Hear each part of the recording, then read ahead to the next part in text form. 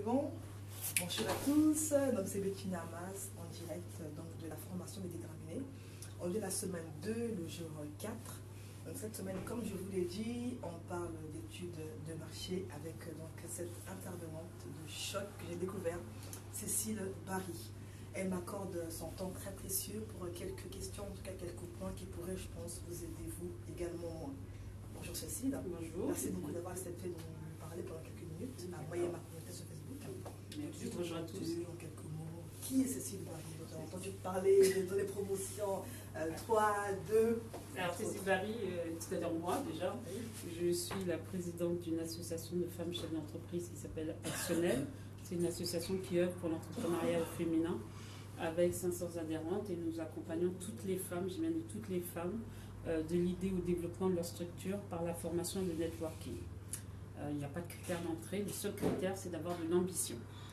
À côté de ça, je suis présidente d'une agence de développement de notoriété, qui est une agence de communication qui fait de la production audiovisuelle, des relations presse, de l'événementiel, et qui gère aussi un club de célébrités pour développer les notoriétés des marques un peu plus vite que la normale, et d'un cabinet de conseil qui s'appelle Warmas International, qui s'occupe de formation et stratégie d'entreprise.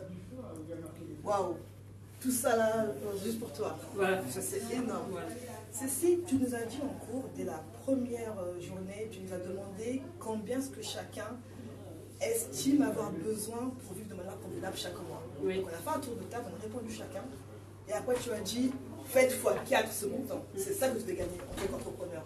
Ça m'a choqué personnellement. Pourquoi est-ce qu'on devrait faire ça en fait? En fait, on se remarque que surtout les femmes par rapport aux hommes, quand elles montent leur structure, elles te disent je monte d'abord ma structure et après je verrai combien je vais gagner.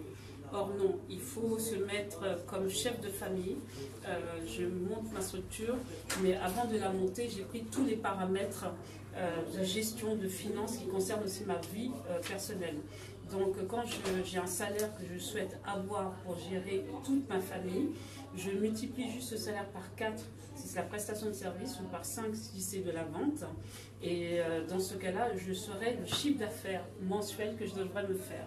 Des fois 4 fois 5 sont les paramètres qui sont les taxes, les charges, le fonds de trésorerie, etc.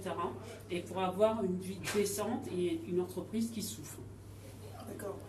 J'ai souvent une question que me pose, comment choisir son statut juridique? Aujourd'hui, on est d'autres entrepreneurs en manière générale. Alors, quels sont tes conseils par rapport à ça? Alors pour moi, le statut juridique, c'est vraiment la dernière chose à laquelle il faut penser. La première chose qu'il faut penser, c'est vraiment son étude de marché. Et après, c'est de l'étude de marché découle l'analyse financière et le statut juridique qui est après. Le statut juridique va dépendre de votre situation déjà personnelle, matrimoniale, etc. Et c'est un avocat qui va vous aider à le déterminer. L'auto-entreprise, c'est bien quand il faut vraiment, on essaye, on teste le produit ou le service, mais on ne doit pas rester que dessus. D'accord. La principale différence entre la SASU et la SARL? Aujourd'hui, ce qui est le plus utilisé en ce moment, c'est vraiment tout ce qui est SAS, parce qu'ils ont allégé en fait, ils ont allégé un peu, le statut a été un peu plus allégé et qu'on est considéré comme assimilé salarié en fait par rapport à la SARL, où on est encore sur le statut de régime indépendant de la RSI. Donc voilà. Merci Cécile. Parlons études de marché. Là, tout à l'heure, on l'a fait pendant au moins toute une matinée, encore hier après-midi. Quelles sont les clés pour une bonne enquête, finalement, par les personnes? Quelles sont les clés?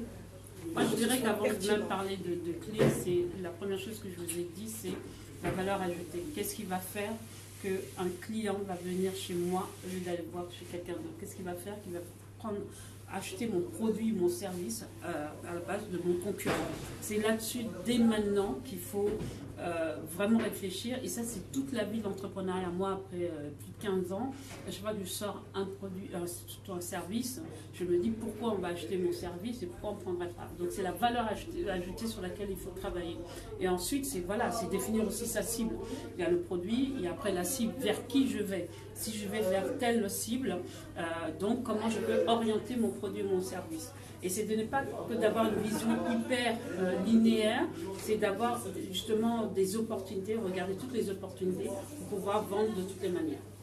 Tu peux rappeler justement les 4 étapes que tu as dit pour un bon questionnaire, pour qu'il soit équilibré? Alors pour faire un questionnaire d'études de marché, la première chose, c'est maximum 20 questions.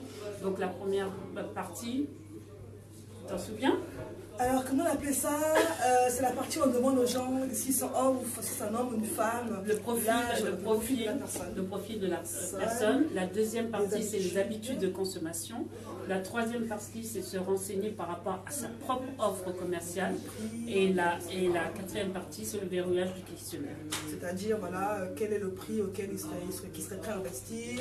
Aussi, peut-être leur inviter à avoir vos offres, mais de manière gratuite, ou en tout cas à réduction, parce qu'ils ont rempli le questionnaire. Voilà, voilà. Une dernière chose, une question ouverte. Un bon entrepreneur, finalement, c'est quoi? C'est qui? Qu'est-ce qu'il doit avoir comme...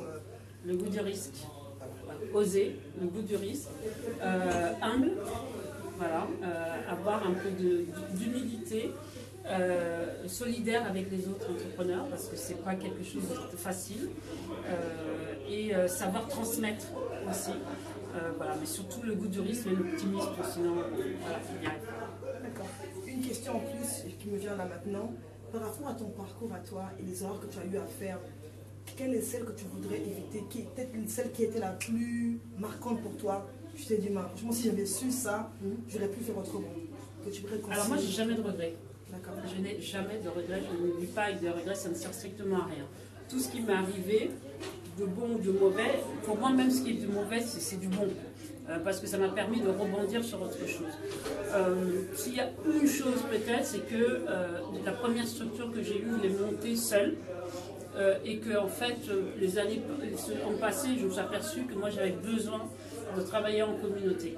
Donc c'est pour ça que la deuxième structure, je me suis associée avec d'autres personnes parce que c'est là où je tire toute ma force. C'est ceci. Alors sinon, la formation est terminée, qu'est-ce que tu en penses? Qu'est-ce que écoutez, moi c'est ma troisième promo, hein. J'étais pas là à la toute première, c'est ma troisième promo. On est venu me chercher, je l'ai fait bénévolement parce que moi voilà, j'adore l'énergie des jeunes et moi mon plaisir c'est vraiment de voir jusqu'où ils vont aller et je sais que je vous suivrai jusqu'à la fin. Les autres promos m'appellent, me disent voilà où on en est Cécile et voilà, moi c'est ça ma satisfaction. En tout cas franchement je vous assure, je n'ai jamais vu une personne aussi directe, franche, cash et elle-même. Son cours, il nous passionne tous. Il est concret, il est pratico-pratique. Elle a son caractère, son tempérament. Elle passe pas par quel chemin. C'est hey, toi là-bas, elle est bon, à ton tour. J'aime ce côté de l'objectif. Mais oh là, mais comment je vais faire? Moi, j'ai eu peur. En fait, non, parce qu'elle est elle-même et elle dit la vérité. Si elle dit oui, c'est oui, non, c'est non. C'est que tu sais vraiment que si elle a dit que c'est bon, c'est que non, c'est bon quoi. Mais le but, c'est que je souhaite vraiment que vous réussissiez. Ça c'est mon truc. Et je veux vous donner toutes les pistes voilà, sur lesquelles nous, en tant qu'entrepreneurs, par lesquelles on est passé. Et je pense qu'il faut dire aux gens la vérité. Il ne faut pas mentir. Et si vous voulez réussir vite, il faut vraiment prendre tous les paramètres dès le départ. Cécile, merci encore. Ben de rien. Donc voilà, merci à vous. Donc suivez-la sur sa page Facebook Actionnel. Merci Cécile Barry Pro et puis la page d'Actionnel. Voilà. Suivez-la, c'est Evonne Beton. Merci à vous. Merci. Tu coupes pas encore. Merci Cécile, en tout cas, tout à l'heure, pour prendre dans 10 minutes, hein, c'est ça. Voilà, donc vraiment, j'ai tenu à vous la présenter parce que c'est une femme, je pense, qui va vraiment me marquer vraiment. Parce qu'elle... je sais pas quoi, elle est humaine, elle est droite, elle est cash quoi. Franchement tu te dis mais qu'est-ce qu'elle va encore me dire, mais non au fond, c'est pour notre bien, franchement elle est top. Donc voilà, merci en tout cas à vous d'avoir été connectés, également ceux qui vont suivre la vidéo en replay, on est ensemble pour de nouvelles aventures. Semaine prochaine, business plan, bye bye. Merci. Qui est en ligne, je sais pas, 13 personnes, ok, terminé.